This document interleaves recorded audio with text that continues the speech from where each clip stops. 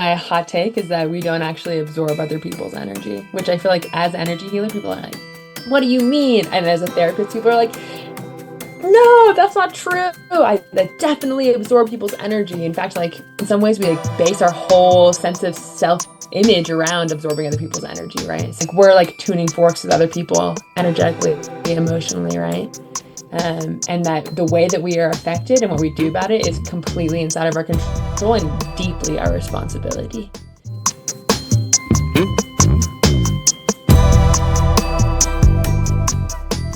Leif, thank you so much for joining me today. It's so so good to see you. We know each other from our 4 years at the Barbara Brennan School of Healing, and we had some really interesting times together, and I'm so looking forward to this conversation. Me too.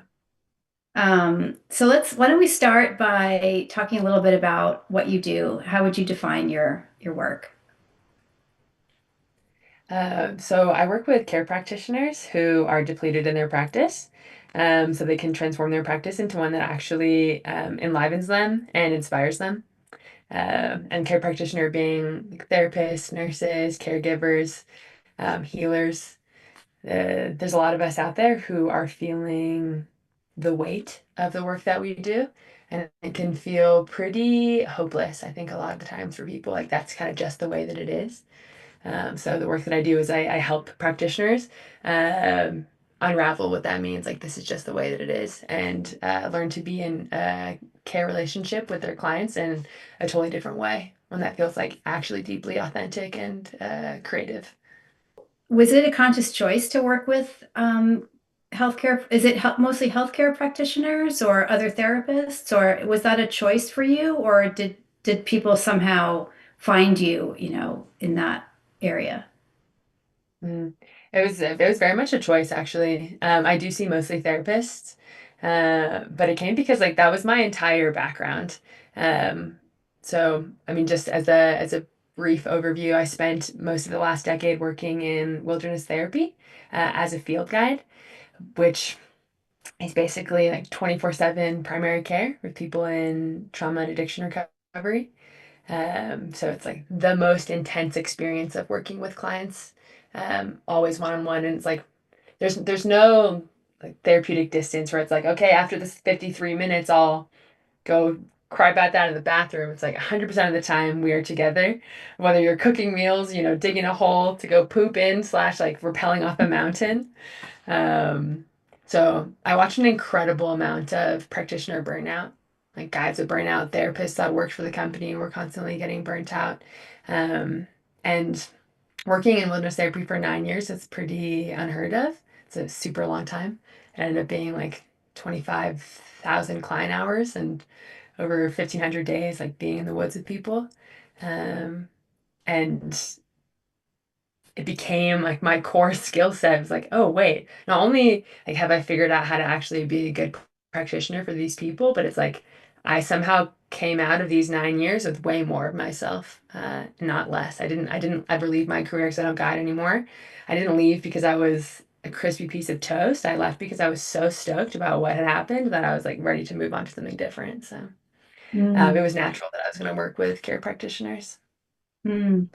Wow, that's fascinating. So, and do you attribute that to having gone to the Brennan School of Healing, or because if you hadn't had that training, maybe you would have ended up that crispy burnt piece of toast, right? Mhm, totally. Yeah. The going to the Barbara Brennan School was definitely the turning point. I think I was really burnt out before I joined the school and just didn't know. I guess I knew by the time I joined the school because I was having a bit of a existential crisis. But I didn't realize the full extent of what was happening. And yeah, what I actually learned about who I am from that training was then how I was able to like actually find this incredible creative flow in my work, and actually be in relationship with clients, which is like what my whole, I'm sure we're going to talk about it, but it's what it's all about for me is like actually relationship isn't draining. Um, it's this like transactional way that we're conditioned to live that's really draining. So this goal is Mm. to shift that mindset for me, and that's how I was able to keep going. Yeah, And then yeah, for yeah. 9 long years. Wow. Um, So tell us a little bit, if you don't mind, about your own journey. You mentioned having had an existential crisis, and what brought you to this to energy healing and this practice. Mhm. When I grew up in the suburbs of Orange County, very normal. I don't know how to say it, like very conventional, right? So, but I had one friend from acting class, and her mom was more out there. And I remember when I was 16, she just like slid me the Barbara Brennan book.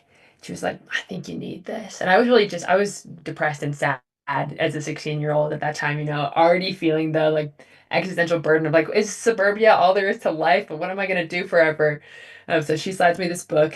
I read it. I think it's the most like amazing thing, but I'm like, that ain't ever going to happen to me. So it just went away. And eventually I started guiding, and I got to this point where, well, I got to this point of like psychological tension, I would say, where during the daytime as I was guiding, I was doing a great job as a field guide. I was always like super engaged with the clients. I could, go all day, have like really beautiful connection, lots of creativity because we had to make like multiple therapeutic groups a day. But then I would lay in my sleeping bag at night and I would be terrified. I would be absolutely terrified that I was going to get eaten by a cougar or like a spirit from the desert or just the darkness baseline. It was like kind of like my life had moved into these two separate poles. And so like, this was like the dirty secret, like the wilderness guide who's like actually always terrified of the dark. Mm. Um, So I remember one day I was like, you know what? I gotta like, in my mind, I was like, I gotta kill this part of myself, right? I was like, that part's gotta go. Like, I'm gonna throw myself off the deep end and now I'm gonna like fix that, which is pretty ironic considering the work that I did that I thought like that's gonna do it. But I guess that's now so much what I teach, right? It's like, what does it mean to actually walk the walk? So often in life, we do not walk our own walk as care practitioners, right? Or how easy it is to not do that. So did you walk So. into the Brennan school going, I need to kill this part, so help me get rid of it? I walked into a 3-day wilderness solo where I was like, I'm gonna get rid of this, and actually just like destroyed myself. And it was like both those worlds were colliding in like this in my whole daytime life, and that was an existential crisis where I was like, I'm not okay. But I'm not going to like seek normal means. I mean, to be really blunt, I had watched a lot of people come through wilderness therapy and um get a lot of like normal treatment, like in normal treatment, I mean like a lot of pharmaceutical drugs basically for all the different things that they feel, and people end up like super, super suppressed. Um, and so I was like, I don't even know how I feel right now, but I can't go to the normal places because I don't want any of those normal routes. So I remembered at that time that book, and I remember like flipping to the back and being like, "Help, practitioner near me." Um, and yeah, after I had one healing session with a wonderful man. And he was like, "Aren't you gonna sign up for the school?" I was like, "What do you mean? I'm like the hottest mess in the world. What do you mean I'm gonna sign up to be a perfect healer like Barbara Brennan is on these pages?" But I went. But you went, and here you are. That's amazing. Mm-hmm. And it seems like those two worlds of wilderness guide and energy work just flow together so beautifully. Mm-hmm. Yeah, I would agree. Um, I think it was like that exact emotion of having my two like this like energetic world that was fear based like hit this very practical wilderness one that like on those 4 years like kind of reached a place of coherency together. yeah, and I'm just curious if you don't mind sharing, a little bit about like what that shadow was, what that the fear of darkness was. Was that childhood trauma? Was that taking on other people's stuff, because you're working with people all day? Mm, mm, mm. That like there's so much juiciness in that question, especially about that last part. Like, oh, is this from taking on clients' stuff? Like that's like boom, what I talk about with clients all day. So no, I don't think it was that. But it was certainly that's just like tons of honestly like self-hate towards myself that I had compressed over the years. And it was like self-hate and it was also just like continual unfelt feelings, right? Like I was saying, I grew up in this pretty conventional life that, AKA like very emotionally suppressed life. The suburbs isn't actually really a place for like deep emotional self-expression. So I just didn't have much capacity to feel my emotions, and didn't even know I didn't have the capacity. So they were coming out in fear of the dark, basically. Mm-hmm. And a lot of the emotions I had around myself were like really shame based and like self-hate based, which I feel like is an important thing to, it's okay to say the word self-hate, we all feel it in different ways. And most of my time at the Barbara Brennan School was unraveling that like truly the like the knot of self-hate and shame. Um, Probably took like 3.5 years to work with that, and like that was the time it needed after all the decades, 3 decades of my life of not addressing it, and um, that And was it's what really, popped me into where I am now. if there's, a common theme with your clients, what leads them into their work as therapists? Do they often have similar backgrounds? Do a lot of them have traumatic backgrounds? Or is it all very different? Mm. Yeah, I like that question.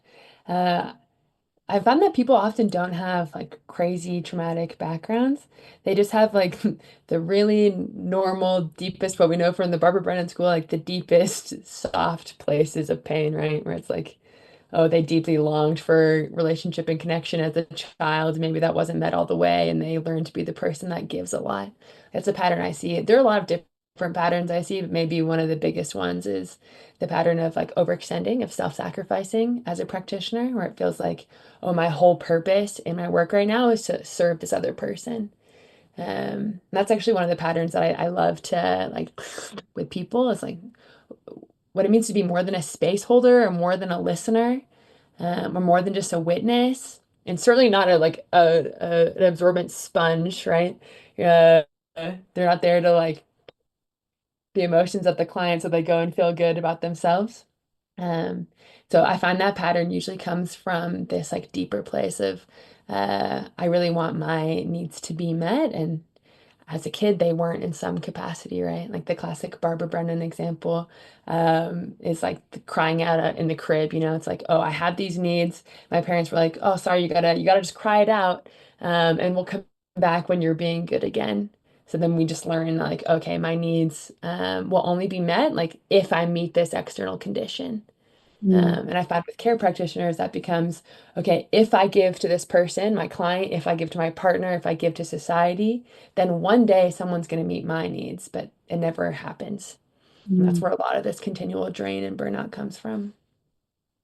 And then on top of that, I know that what we also study is when someone does come along to try to meet their needs, they often can't take it in, right?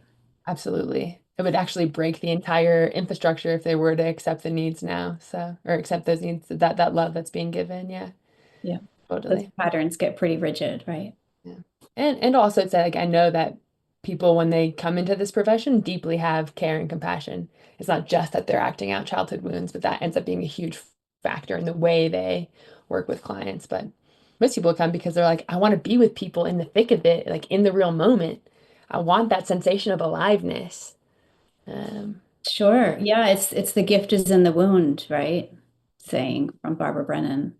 So once you become a therapist or a counselor, like does healing, the self, what happens with self-healing and self-care? Because in my experience, practitioners I know, sometimes they sort of hold themselves to a higher standard, that like, oh, maybe, I can't act out this way, or I can't have this, it's another level, maybe even of denying one's own needs because we're supposed to be these healers, right? Do you mhm. find that to be the case with your clients? Yeah. Yeah, I think I find a couple different ways that people move. Like one is that it's like I'm supposed to be the authority or like the professional. And I think that often goes with the healer personality. It's like I'm supposed to be above this, whatever that is, right? Usually your messy human emotions.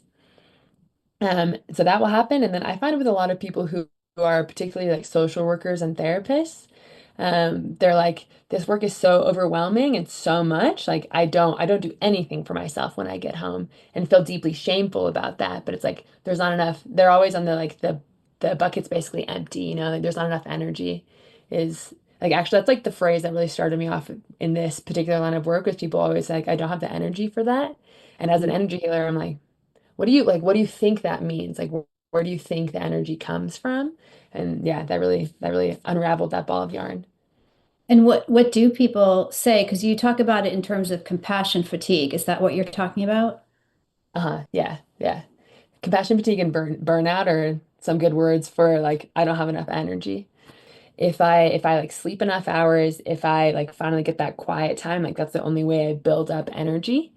So it comes from like solitude. And there's often a lot like a lack of solitude in somebody that works like a 9 to 5 care practitioner job and then comes home to maybe a partner or kids. So they're like, oh, I never have that time, so I never get to build up that energy again. So it's like if I only get like 4 acorns every night, but I have to give 5 tomorrow to my clients because each client gets one, it's like they're always losing basically. So it's like this constant game of running to try to store up enough, if Mm. that makes sense. Yeah, that totally makes sense. I'm curious too about whether you find that your clients go to spirituality as a way of, trying to recharge, and then how that relates to spiritual bypass for some. Hmm. That's a theme that comes up for you. Hmm. I with the clients that I work with now, it's usually the sense that like spirituality is kind of like a self-care band-aid. They're like, oh, like maybe I meditate a little bit, or like sometimes I go to yoga, but it's not like, oh, this is deeply like who I am, and this is how I actually like have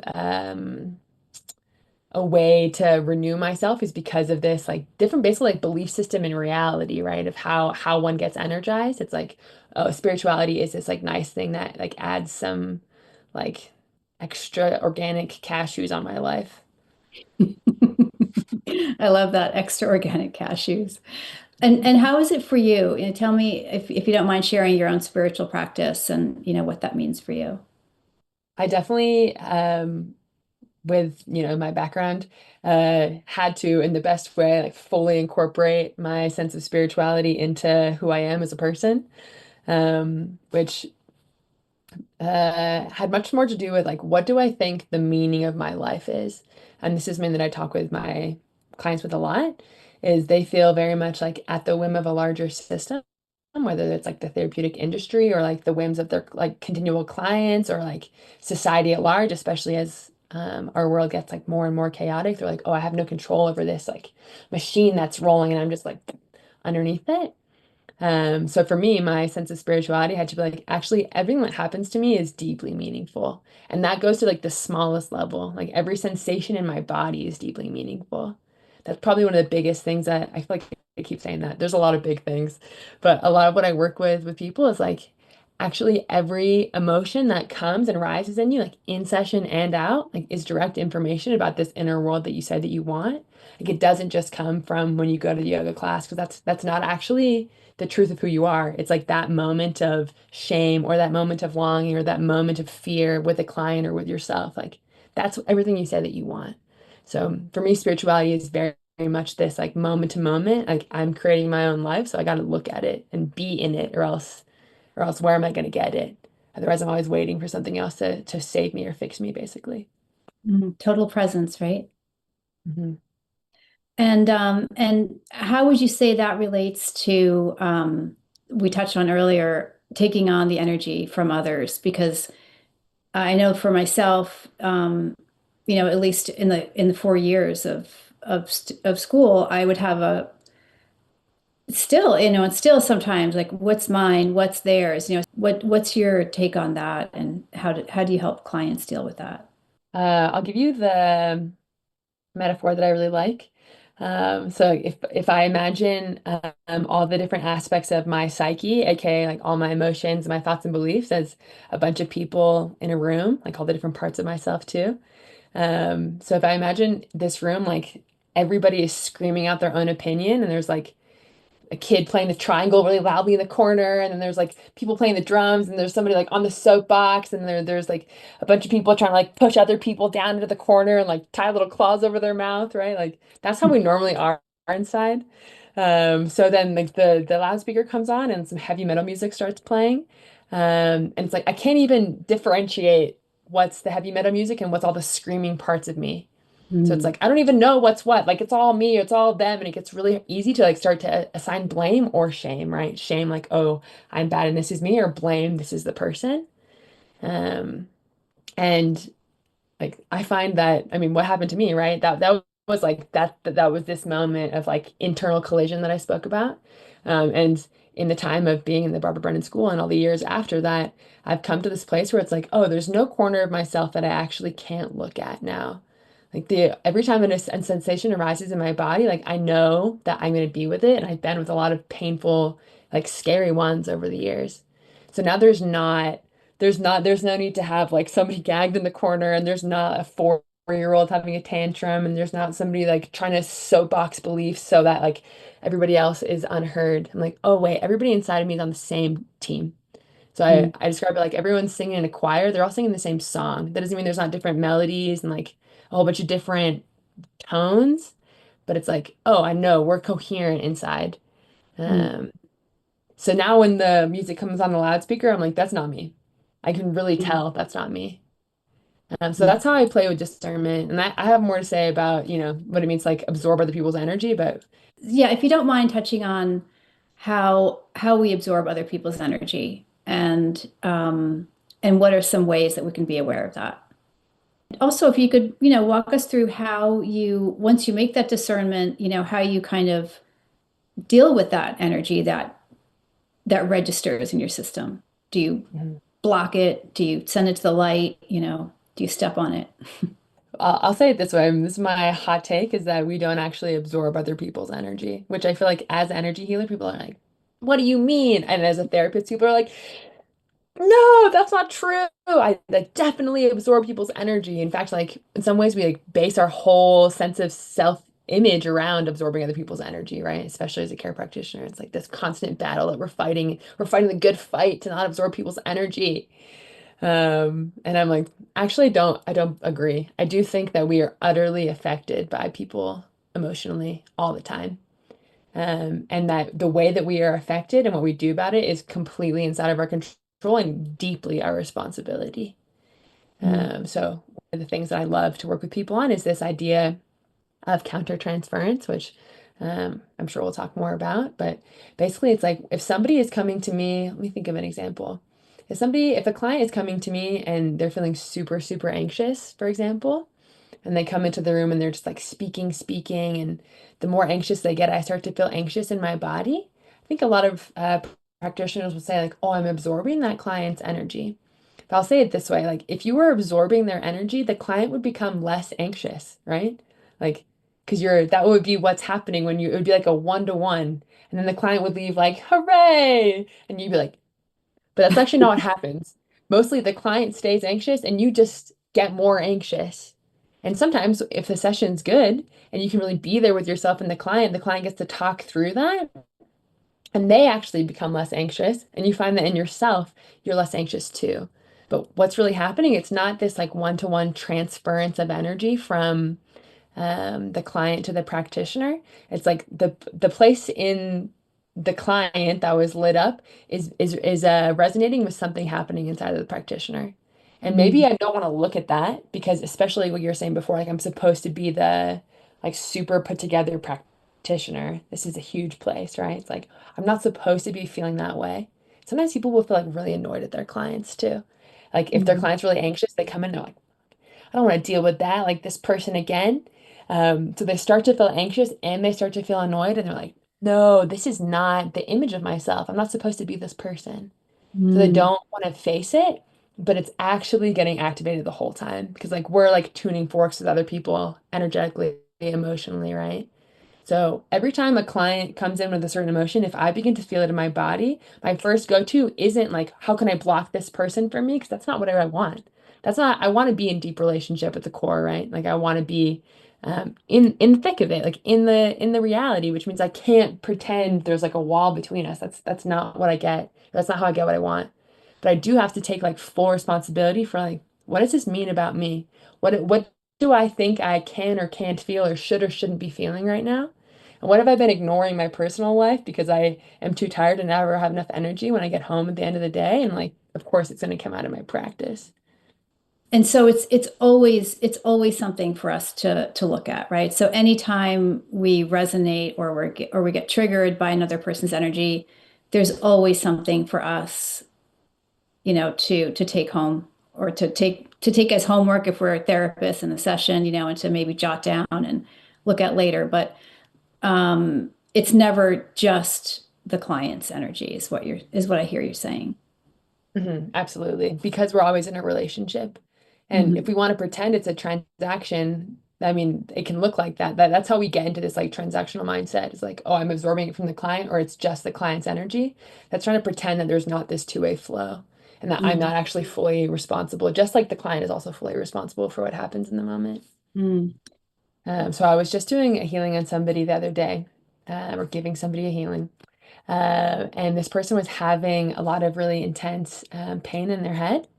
And as I was doing the healing, I suddenly felt this super intense pain in my head. And I was like, here it is. Here's your moment to like look at what's happening, right? Like as the person who's like, I'm always enamored with this process of how are we absorbing or not absorbing people's energy, right? And what I felt in that moment as the pain started, I was like, what are you going to do, Leif? Are you going to freak out about how you can't deal with this and don't want to take it from the client and it's got to go away and like lock up, basically? Which I've done in the past, right? I know what that gets me. That gets me 90 more minutes or an hour more of like pain in my head where I'm suddenly freaking out and like, I gotta get it out. I gotta get it out. And really, what I felt in that moment is I felt the pain in my head and I was like, oh, nice. This is some resonance happening between the client and I. This is my fear that I don't want to ever absorb pain or badness or deal with other people's badness or my own. I'm just gonna chill out. It's like I'm not actually absorbing this person's energy. Like this is coming from me in my own place of fear. Like I'm with you. And I got super steady in my body. I'm like, I'm not leaving, right? Because that's kind of where we go when the pain comes. It's like I'm just gonna dip and then you're gonna be all alone here, psyche, with this pain. I was like, I'm gonna stay. And it took like 10 seconds and the pain faded away. It's like, and I Mm. don't think it was like I picked it up and put it in and took it out again. It was like my body Mhm. was like, I know that this is happening in this person and like it's gonna happen to me. Oh, Mm. wait. That's actually not the dynamic. Like I'm in full control of the way that I feel inside of my body, Mm. actually. I'm gonna show up right now instead of freak out and try to protect myself or leave. And it just immediately like shifted the way the energy felt in my body. So hopefully Beautiful. that's helpful too. Yeah, beautiful example. It reminds me of an Eckhart Tolle saying of resist nothing. So you mentioned countertransference. Can you walk us through that just in the simplest terms of what the definition is? Mhm. So we'll start with transference, which just happens between people in the world, which is when a person in life reminds you of events or people in the past. And so you treat that person with the same level of intensity as all those past experiences, and you're not actually in the present moment with that person. This happens all the time, right? With like somebody that reminds me of my dad, and now all the resentment that I have about my dad telling me to take out the trash or whatever suddenly is popped on this person that asks me to bust my own table at the restaurant. And I'm like, you busted, you're in, this is your job or whatever, right? And we had this huge emotional reaction that's not congruent in the moment. That's a good way to tell if you're in transference, which we are 99% of the time. That's what they always used to tell us at school. And I really agree with that. It's like we're always transposing the past onto the moment. And so we usually have these really big emotional reactions to things that seem like they shouldn't be that big of a deal. And when that Mm. happens, that's usually when we start blaming or shaming ourselves because we're like, I don't get why this is happening. Am I just like too emotional or like, am I too much or like, am I just out of control? We don't recognize that we're reacting from our entire like unfelt past. So that's Mm. transference. And if you're in a care practitioner client relationship, the care practitioner is the one that has countertransference. So we just have a special name for it when it comes inside of the practitioner client relationship. And it goes into what you're saying. It's like practitioners are in transference with their client all the time. But it's like the ultimate like no zone, like the taboo, right? It's like you're supposed to be the tabula rasa, like the blank slate, and your client's just supposed to like project, which maybe we'll talk about later, all their stuff onto you, and you're supposed to be like, I feel nothing. I'm just here to be the listening template. But that's not how life is. So you're like drowning in all of your things about your own mom and dad, and then you're like, oh no, and then you go back to the thing where you suppress it, and then it comes out, and then you blame yourself. Countertransference. Yeah, that's a great example. Thank you. It is also a kind of energy, right? This count transference and countertransference that we're always picking up from our environment, and that's always kind of informing us of who we are. And so, what's the one-stop remedy? The one thing to fix it all. Yeah. Uh, Notice it, I think, is the biggest remedy. And notice like, oh, that's actually what's happening. It's not that I'm absorbing the client's emotions. It's not that I'm terribly irrational. It's that I'm actually projecting the past onto the moment now. So I'm not actually powerless to this moment. I think a lot of practitioners and people feel powerless in countertransference or transference because they don't understand what's happening.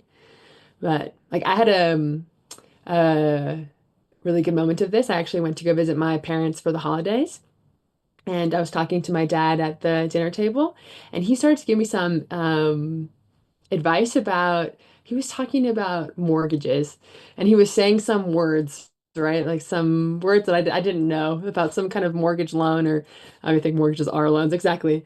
And he starts to say these words, and immediately I'm like, I want to get up and leave. I'm so angry. And I had this moment where I'm like, oh my God, I was actually speaking to a man in this like business coaching program like a week before that, and he was telling me some business term, and I was like the same thing, and I was tears in my eyes almost, right? I was like, oh, this is the exact moment. Like that's where that moment with the businessman came. It came from this. Like, so all my rage at this man for trying to explain to me like ROI, I think was what we were talking about, where I was like, I'm gonna take you down, came from me being pissed at my dad for 30 years of him trying to teach me how to be an adult, right?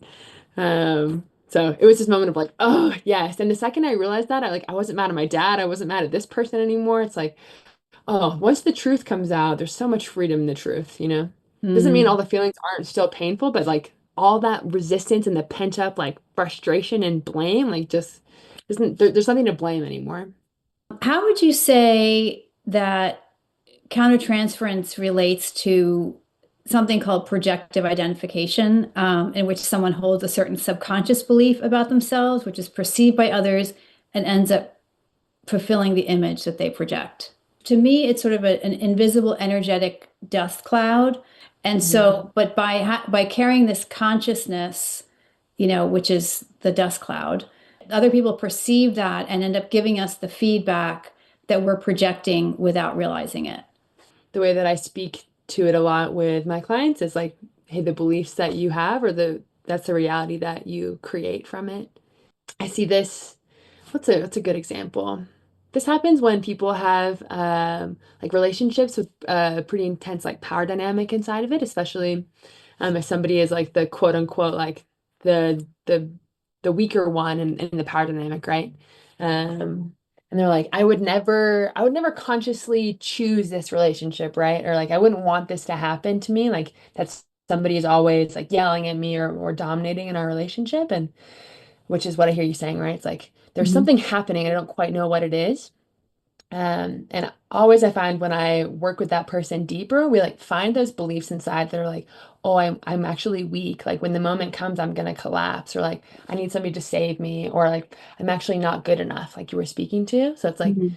those beliefs then create a continual reality. And it can be like, oh, didn't want a relationship that way, but like actually that belief system just created the perfect circumstance to reflect back to me what I believe about myself, which is Mhm. I guess what I was saying earlier of like we create our own reality, like the meaning comes from the moment. It's like every moment that happens isn't arbitrary. It's like actually telling me something deeply about my own like inner like psyche makeup. How do you coach your clients to stop processing for their clients, and to instead, you talk a lot about being in relationship, with Hmm. clients. Do you want to touch on that a little bit? Hmm. Yeah, great question. Yeah, I think we start at the root, right? Which is like, or maybe not the root, but similar to what we were saying, it's like you're not processing your client's emotions for them, right? Like even if you think you are, it's just like you're not absorbing your client's emotions. That's not how anybody's healing works, when we get lost in the place where we think we're like martyring ourselves basically to process for our clients. It's like there's a baseline flaw in there, and actually you're not providing service for your client anymore if that's the dynamic you're getting stuck in. So it's like, what is actually service? And this is the root that I was saying. This is what I love to speak with my clients about. It's like, what does it mean to be in service to another human being? in this case, what does it mean to be in deep relationship with another human being? And the definition I always use is being willing to be fully with myself while being fully affected by the other person. And Mm, for me, that definition like totally dissolves the transaction, right? It's like I have to be fully present, which means with all my countertransference, all the things in my life that I say don't make me a good enough therapist, all my own doubts, like I have to be with them here. They're actually necessary for the relationship, not this thing that makes it worse. But I actually mm, need to show up with who I am, which means all this other stuff. And I have to admit that if I'm going to be in a relationship with somebody and have that vitality and aliveness that I say I want the most, I have to be affected by the other person. But that does not mean I'm absorbing their emotions or processing for them. That's not what it means to be affected. That's kind of how we bypass like the actual vulnerability of relationship, you know? Because in a relationship, I'm going to be seen and I'm going to see the other person and we're both going to come out different. But if I just absorb your emotions, then like I get to kind of get home free. And I even get to be like, oh my God, good job, Leif. You're just there sweeping up the trash of the world, right? But it's like, actually, it would be a lot harder for me to show up fully vulnerable. And that doesn't mean like self-disclosure, right? Whenever I say this with practitioners, like, but I can't tell the clients about my life. I'm not going to cry in their lap. I'm like, that's not what it means. That's what happens when you don't deal with any of your own stuff. You have no support in your life, or you've chosen not to because you say you don't have enough energy, or you haven't sought that person out or a group out to really support you. So by the time you get in session, you have, like I had, 30 years of backlog that are now bursting out, you know? And luckily I was in school when that was happening, right? I wasn't with paying clients, so I was just crying over people's bodies in self-hate. And that's what happens to practitioners if they never get support and do that deep, deep work. I'm really curious too how that relates to, something that we talked about a lot in school, which is the shadow and how we get out of the kind of negative connotation of that. Yeah, I see the shadow as I guess that's what we talked about in school. It's like all the places that I just didn't want to admit existed inside of me. Mm, Um, and I actually was telling a client this like 2 days ago. All the places that we fear the most in ourselves are sad 3-year-olds. It's mm, like the place that I will do anything to avoid looking at ever is someone who's this small crying because they just don't want to be alone. mm, Like I've made that into like a literal demon, right? Like that's what was happening to me, where I was like, the spirits of the night and the cougars are gonna eat me because really I don't want to feel the pain of somebody who's a baby and really doesn't want to be alone in the dark. mm, mm. Yeah, the shadow, the shadow. It's not demons, it's sad babies. Oh, I love it. Mhm. And do we have to go back there? Like, do we have to feel that pain in order to resolve it and integrate it? I think so. Yeah. Yeah. And I have found that I've absolutely not been crushed by it, but it's been it's like the most tender, exquisite pain ever. Mm, But I don't think that we get to just pretend that that like isn't part of us because it's not actually back there, which is like why practitioners have such a hard time reckoning with. It's right here in the session right now. mm. So inner I love child work isn't like, oh, I'm gonna like and work on something that's irrelevant. It's like you're feeling in your body right now. That's the shame that you're feeling right now. So. beautiful. And how does all of that relate to what we call lower self, shadow Mm. and lower self? Mm. I was actually thinking a lot about the lower self the other day because I was speaking with my clients about this mask that we have and the idealized images, like basically the person that we want to look really good all the time. So we're always trying to be this version of ourselves that we think is going to get us love and acceptance. And what I really feel as the lower self is like, so we have the really sad, lonely 3-year-old, whatever. And then we have all the pieces of us that are pissed that that's what happened, you know? And they're like, you know what? No, I deserve everything. And that should not have happened to me. Like, everybody should sit down right now and bring me peeled grapes until I feel better about what happened to me as this lonely baby. I think sometimes the term lower self, I know that I felt this a lot in school. I was like, are these my demons? It's like really it's the parts of me that are just pissed that I didn't get immediately accommodated for when I was in pain. Because when you're 3 and you're in pain, you're like, someone needs to come right now. That's literally their job. And somebody didn't come, so therefore it's their fault. And we forget that Mhm. now that when we're adults, it's our job and not anybody else's job to peel our grapes. So would you say that I love that. I love all of your metaphors. They're awesome. Would you say that when we're in blame, that could be like a big big red alert that we're in lower self whenever Hmm. we're blaming. Totally. Yeah. Yeah. Whether or not someone watching is a practitioner, or a client, if they're feeling like, they're an empath, we can touch on that too, and that they're taking on a lot of other people's energy, what are some one, two, three steps, that they can do to sort of come back to themselves and integrate or, recognize what's going on? Yeah, that's a great question. As far as like one, two, three steps that's happening right now, and I'm with a client, it's like one, pause. Whatever you're doing, pause. It doesn't matter. Sometimes I'm like, when I work with practitioners, I'm like, if your client's talking and you're gone because you're in this place, like, let them talk on. You're not even there anyway. So they just keep talking, whatever. You take a moment to pause. It's gonna be okay. You're not connected to them, so you might as well get connected. And in that pause, that's when I remind myself, like, oh, right, everything I feel in my body is my responsibility in the best way, right? So it's like whatever is here right now, it's like I can deal with because it's happening to me, like happening in me. It's nothing that's forced upon me right now. So once I make that mindset shift, it's like, okay, now I can be curious instead of defensive. Because if I feel like, oh no, they're coming for me, then I'm like this, then we're not in connection and there's nothing I can do about it, right? I feel powerless to that moment. But if I can pause, remind myself like it's happening in me, so I can deal with it, then that mindset shift lets me be curious. And now I'm like, oh, right, I'm feeling this contraction in my chest. I'm feeling actually not good enough. And I'm feeling scared of this other person. And I don't want their anxiety to come over to me because like actually I don't I hate feeling anxiety and like I'm freaking out that I'm gonna have to feel anxious again. I'm like, oh, right. I can stay with that. I've been anxious before. I can actually feel anxious right now, stay connected with myself, and still be with this person. So on the larger scale, a lot of it is like, I mean, what I learned from, I used to call the Barbara Brennan School of Healing, the Barbara Brennan School of Focusing. Because Mm, for me, that was like one of the biggest lessons. It's like, oh, I can't focus on anything because I'm obsessed with myself and I'm obsessed with other people and myself all the time and can't focus on anything. So the larger scale is like developing this capacity to really focus. And in the moment, that turns into pause. Remind yourself that you are totally in control and responsible for this moment.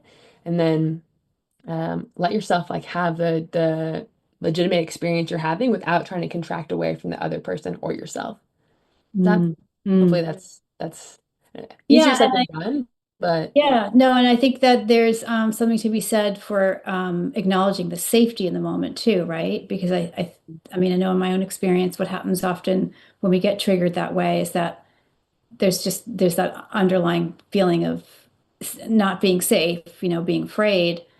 So and that's that piece of like I'm not safe, like that's the piece that then you go get support with when you're not in session anymore. And like mm, you do a lot of work with that, right? Like years and years in the best way of being with that place and like building up that true self-trust. And also every time we stay with a scary moment without contracting, like we're saying, oh, I'm safe. Like I adult self am safe for you, all the parts in me that are freaking out because I'm not gonna leave you. mm, yeah. And that can go for being in the moment with the client as well as once we walk away from the client and we feel like we've picked up, the Hmm. energetic residue or which doesn't which isn't really theirs, it's ours, right? Exactly. Yeah. Yeah, Yeah. beautiful. The biggest Great. thing we can do is stay with ourselves instead of leave, which is what we were doing in the past. Hmm. Yeah, and leaving is a really common defense, right? Where we just kind of become ungrounded or try to check out. Mhm. Yeah, or blame or shame. I feel like Mm, my definition of leave has expanded over the years to be like, oh, more than just not being here. It's like any way that I'm trying to say that I can't be with what's here is a form of leaving. mm, mm. What is How does love play into your work? What does love mean to you and how do you work with that? Mm. My most honest answer is I am getting to this place in my life where I was actually talking to my best friend the other day. Um, and I told her like I don't know what love is and but I'm gonna know like I want to find out. Um yeah, I have like flashes and moments, and I'm like I feel it, but then at other moments I'm like I don't even know.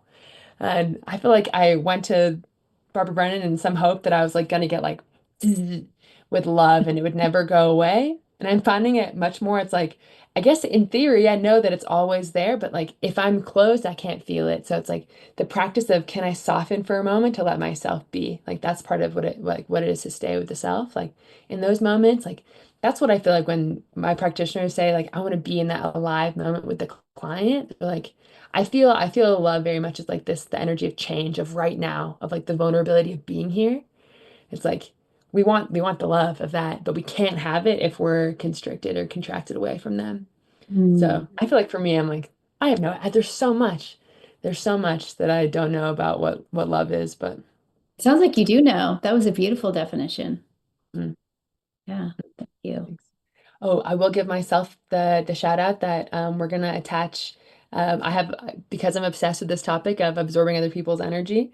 I have like a free course where we just dive into it, and I think you'll hear some of the examples I just shared, but we like flesh it all out, all the beliefs that go along with it, so you can get it down there.